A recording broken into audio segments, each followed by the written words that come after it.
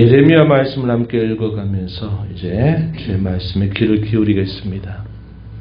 우리가 선지서를 읽는다라는 말의 의미는 그 시대를 어떠한 시각으로 바라봐야 되는가에 대한 영적인 지혜와 분별력을 배우게 하는데 대단히 중요하다 말할 수 있겠습니다. 선지서는 그 자신이 살고 있는 시대의 상황, 특별히 눈에 펼쳐지는, 눈에 보이는 그런 현실 이면에 영적인 현실을 주목하게 합니다. 주목하면서 그 시대를 향하여 말씀하시는 하나님의 뜻이 무엇인가, 하나님의 음성이 무엇인가를 들려주어서 그 시대뿐만 아니라 그 시대 넘어서 하나님이 행하신 일들을 그들에게 보여주셔서 그 말씀을 따라 살도록 촉구하는 그런 역할을 하고 있다 하겠습니다. 우리가 살고 있는 시대도 눈앞에 펼쳐지는 그런 시대적인 상황에만 우리가 집중하지 말고 그 시대 이면 속에서 하나님이 우리에게 들려주시는 그의 뜻이 무엇인가를 이런 말씀을 읽어가면서 또 깨닫고 배우고 또 우리 자신을 고쳐 새롭게 하는 그런 시간들이 되기를 바랍니다.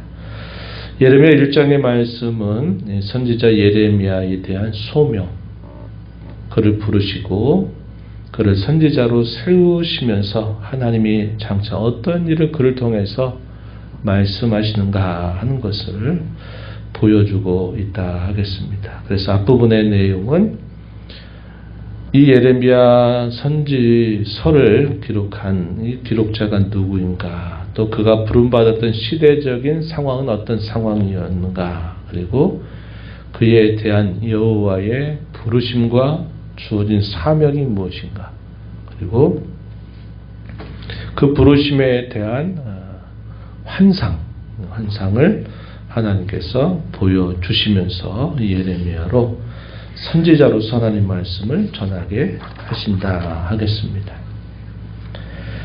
그가 부름 받았던 그 시대가 어떤 시대였나 했을 때는 요시야 왕이 다스린 지 13년이 됐던 때에 하나님의 말씀이 그에게 임했다, 이렇게 기록합니다.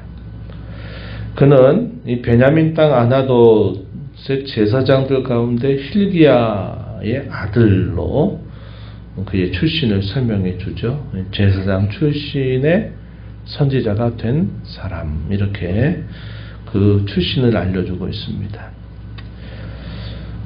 유다의 왕조 가운데서 요시야 왕이 다스리던 그 시대에는 유다의 역사에 있어서는 이제 말기를 향해 가는 그런 때였다, 이렇게 말할 수 있겠고, 이미도 북이스라엘 나라는 패망해서 사라져버려 있는 그런 상황이었고요.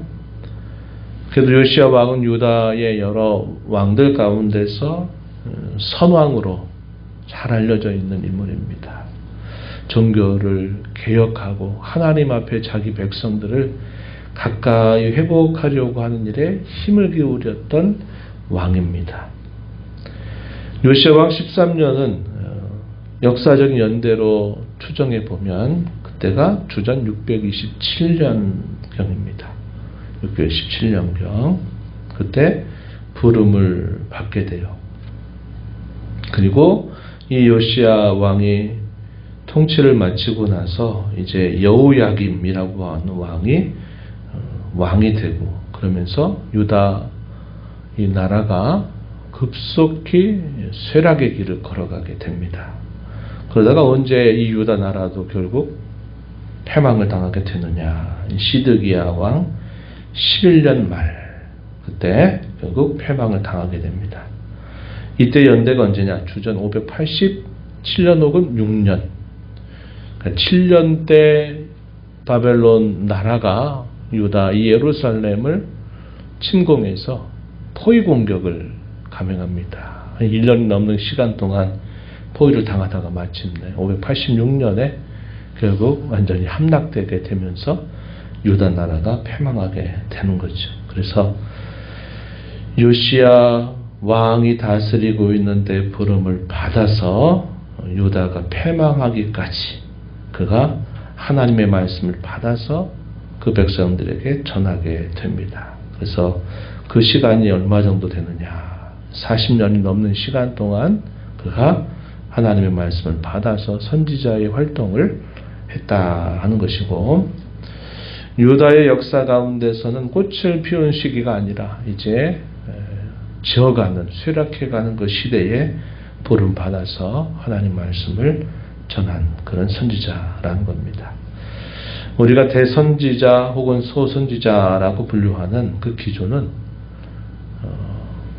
예언의 양, 그들이 전했던 그 말씀의 양이 많냐 적으냐 하는 이런 수량적인 것을 가지고 우리가 대선지자다, 뭐 소선지자다, 또 우리가 대선지서다, 소선지서다 이렇게 편의상 구별을 하고 있습니다. 그래서 상당히 많은 양을 받아서 전하죠. 그래서 우리가 장으로는 1장부터 52장까지 기록되고 있는 많은 양을 가지고 있는 이 성경이 바로 이 예레미야서다 이렇게 보면 되겠고, 이사야 선지자에 비해서는 조금 후대입니다. 조금 후대에 부름받아서 말씀을 전했던 선지자다 이렇게 보시면 되겠어요.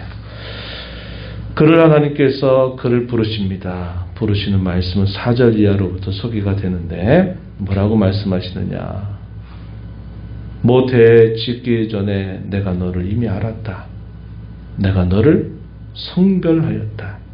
내가 여러 나라의 선지자로 너를 세웠다 라고 하나님이 예레미야에게 말씀을 하시면서 그를 부르십니다. 그러면서 그가 할 일에 대하여 말씀하시기를, 너를 누구에게 보내든지 너는 갈 것이고 내가 무엇을 명령을 하든지 너는 그것을 그대로 말할 것이다. 거기에 더하거나 빼지 말고 그대로 하나님 말씀을 그대로 전할 것을 말씀하십니다. 모세가 그 옛날 부름받았을 때 나는 말을 하지 못합니다 라고 말했던 것처럼 예레미야도 저는 아이와 같아서 이런 일 할 수 없습니다 이렇게 거절하는 이 예레미야를 향하여 두려워하지 마라. 내가 너와 함께해서 내가 너를 구원할 것이다. 이렇게 하나님이 그를 북돋아 주시게 됩니다. 그러면서 그에게 말씀하시기를, 그의 손을 내밀어서 손을 내 입에 대어보아라 이렇게 말씀을 하세요.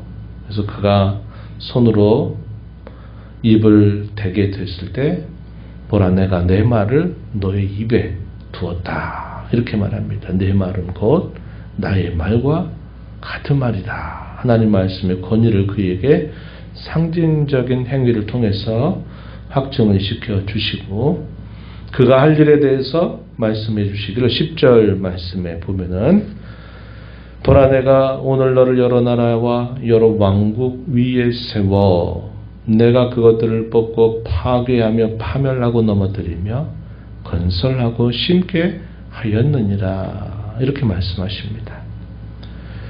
뽑고 파괴하고 파멸하는 일, 그리고 또 한편으로는 건설하고 심게 하는 일을 하겠다 이런 말씀을 주십니다.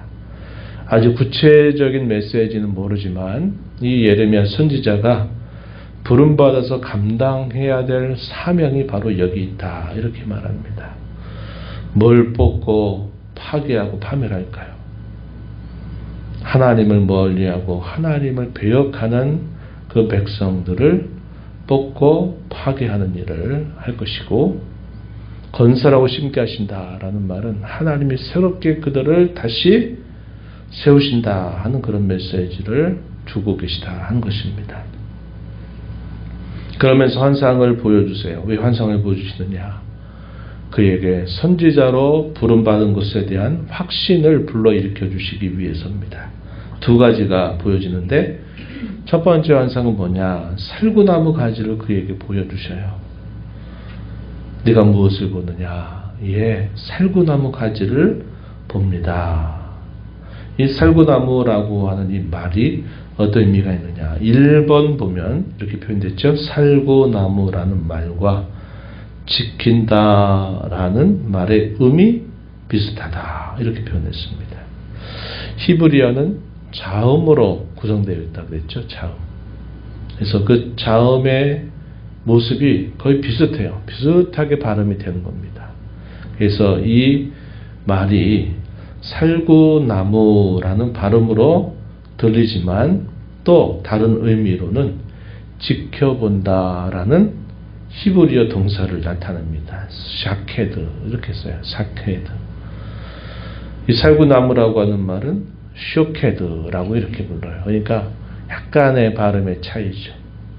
그래서 눈에 보이는 살구나무를 보여주면서 그 뜻이 뭐냐면 내 말을 지켜 그대로 이루려 한다. 이렇게 말씀하는 겁니다.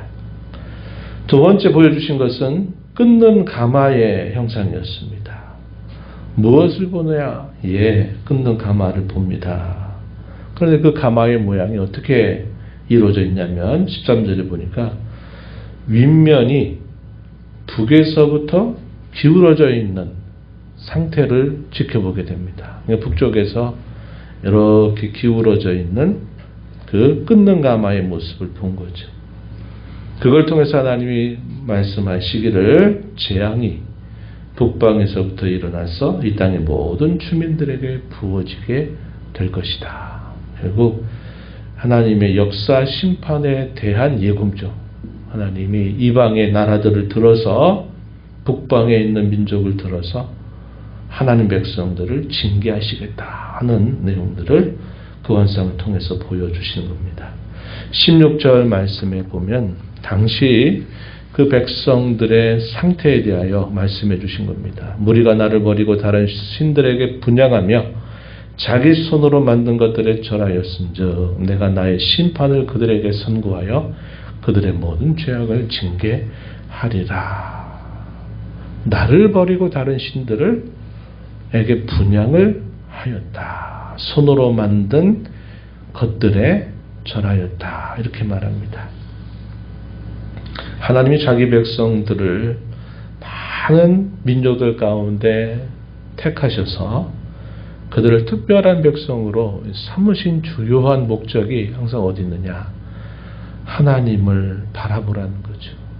그분을 떠나지 말라는 겁니다. 그분 안에 있는 것이 진정한 구원이요 복을 맛보는 길이다 하는 사실들을 말씀하면서 다른 것들에 눈을 돌리거나 빼앗기지 말아라 하는 것을 늘 역사 속에서 말씀해 주셨는데 결국 시간이 흘러도 그 백성들이 결국 그 말씀을 거절하게 되면서 결국은 많은 징계를 당했던 역사를 우리가 기억하죠. 하나님 왜 그 백성들을 이렇게 징계하신다고 말씀하실까요? 그 백성들을 버리지 않는다는 뜻입니다. 하나님이 내가 너와 함께하고 내가 너를 버리지 않는다라고 하는 말에 또 다른 의미가 너희가 나를 그렇게 떠나려고 한다면 내가 어떻게 해서든지 너희를 벌하여서라도 너희를 떠나보내지 않을 것이다. 내가 너희를 떠나지 않겠다 하는 사실을 보여준다 하는 것입니다. 그래서 이 내용들은 겉으로 볼 때는 심판이요 징계 같지만 그러나 그 이면에는 하나님이 그 백성들을 결코 포기하지 않는다. 버리지 않는다. 그들을 하나님의 품에 붙들어 주신다 하는 그런 표현이라는 사실을 우리가 보게 되는 겁니다. 우리 삶도 마찬가지일 것입니다. 하나님이 우리의 삶이 평안하고 순탄할 때 그의 말씀을 사모하고 그 말씀 안에 가까이 거하는 삶을 산다면 굳이 징계가 필요 없을 것이에요. 그러나 하나님이 내가 너를 사랑한다라고 말씀하시고 내가 너를 버리지 않는다라고 말씀하심에도 불구하고 계속 그분의 품에 거하지 않고 딴 곳을 바라보고 딴 일을 하게 된다면 하나님은 분명히 삶의 여러 고난과 시련을 통해서라도 하나님은 결코 우리를 포기하지 않아요. 부르신다는 겁니다. 그래서 우리가 이 땅의 짧은 인생을 살면서 어떻게 살아가는 것이 성도답게 사는 길일까요? 그분 안에 사는 것입니다. 그분 안에 살고 그의 말씀을 듣고 그 말씀을 따라 내 삶을 고쳐나가는 삶을 살면서 그분 안에 나도 구하는 삶을 살아가는 것이 짧은 인생을 살면서 보람 있고 값진 삶을 사는 것이다 하는 것이고, 그렇지 않을 경우에는 많은 징계와 시련들을 경험하면서 결국은 하나님 안에 결국 있게 될 것이다 하는 사실을 배울 수 있는 것입니다. 하나님께서 또다시 그에게 두려워하지 말아라. 너 결코 두려워하지 말아라. 내가 너와 함께한다. 아무리 강력한 군주나 나라와 세력이 너를 반대한다 할지라도 내가 너를 그것보다 더 강하게 해서 내가 너를 지킬 테니 너는 그것에 대하여 두려워하지 말아라. 이렇게 하나님은 말씀해 주십니다. 17절에 그런 말씀하시는 거죠. 18절에서는 뭐라고 표현했습니까? 마지막 그 부분에 보시면, 보라 내가 오늘 너를 그 온 땅과 유다 왕들과 그 지도자들과 그 제사장들과 그 땅 백성 앞에 견고한 성 수색이동 놋 성벽이 되게 하였은즉 말씀하시면서, 그들이 너를 치나 너를 이기지 못하리니 이는 내가 너와 함께하여 너를 구원할 것이기 때문이다. 여호와의 말이다. 도장을 꽉 찍듯이 내가 분명히 그렇게 하겠다라고 말씀하는 겁니다. 하나님이 위로하시는 성격이 이와 비슷하다, 이렇게 말씀드릴 수 있을 거예요. 하나님 위로하신다 하시는 말씀은 우리로 하여금 여러 시련과 어려움을 비껴가고 아무 일이 없도록 우리를 하신다는 의미가 아니라, 어려움과 시련이 비록 우리의 앞에 있다 할지라도 그 어려움과 시련을 가져다주는 그 세력보다도 우리를 더 강력하게 만들어서 그것이 우리를 꺾어내지 못하도록 하나님이 우리를 굳세게 해주신다라는 말이 하나님이 우리를 위로하신다라는 의미를 전달해 주는 것입니다. 오늘 우리가 이 말씀을 보면서 이 시대를 향하신 하나님의 기대가 무엇인지, 성도로 부름받은 저와 여러분이 비록 우리가 이런 특별한 소명으로 부름받은 것은 아닐지라도 하나님의 택하심의 은혜를 따라 구원받은 것에 감사하면서 이 시대 가운데 하나님이 기대하고 바라시는 것이 무엇인지, 오늘 우리 자신에게 또 우리가 이루는 교회에게 무슨 말씀을 하고자 하시는지를 이 말씀을 읽으며 잘 깨닫고 그 깨달은 뜻을 잘 준행하며 살아가기를 다짐하고 기도하며 힘써가는 저와 여러분이 되어서 하나님이 우리와 함께 하셔서 우리를 굳게 붙드시는 그 은혜를 경험하며 나아가는 모두가 되기를 진심으로 바랍니다. 하나님 감사합니다. 2월 또 새로운 한 달을 저에게 열어주셔서 이 한 달 주와 함께 또 시작하도록 저희들을 불러주심을 감사합니다. 하나님 아버지, 이 한 달 동안에도 하나님께서 저희의 삶에 언제나 함께 하심을 저희가 분명히 깨닫고 결코 우리를 포기하거나 버리시지 아니하시고 언제나 함께 하시는 그 하나님을 기뻐하면서 저희도 하나님과 함께 동행하기를 다짐하면서 가정에서, 일터에서, 또 몸된 교회당에서 저희 모두가 함께 주와 즐겁게 동행하며 저희를 부르신 주님의 뜻을 깨닫는 자로, 준행하는 자로 살아가는 저희 모두가 되게 하여 주시옵소서. 주의 말씀을 통하여 이 시대를 잘 읽어가고 또 저희를 향하신 하나님의 기대하심을 잘 수종 들어가는 저희 모두가 되게 하시기를 바랍니다. 은혜의 보좌 앞에 나와서 아버지의 은혜를 구하는 모든 심령들의 간구를 귀 기울여 주시고 응답해 주시기를 바라며 예수님 이름으로 기도하옵나이다. 아멘.